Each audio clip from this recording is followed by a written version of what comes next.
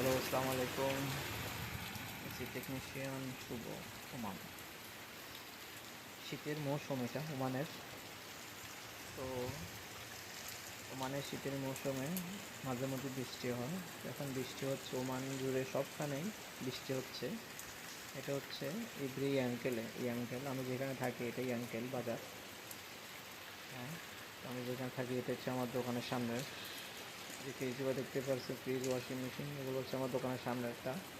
আর এটা হচ্ছে রাস্তা, সড়ক, মেন সড়ক যেটা এটা। আর এটা হচ্ছে আমার গাড়ি। তো শীতের মৌসুমে এখন অনেক বৃষ্টি হচ্ছে, আর সাথে ঠান্ডা হচ্ছে, অনেক ঠান্ডা পড়তেছে এখন। এ অনেক ঠান্ডা পড়বে এখন, এই কয়েকদিন অনেক ঠান্ডা পড়বে।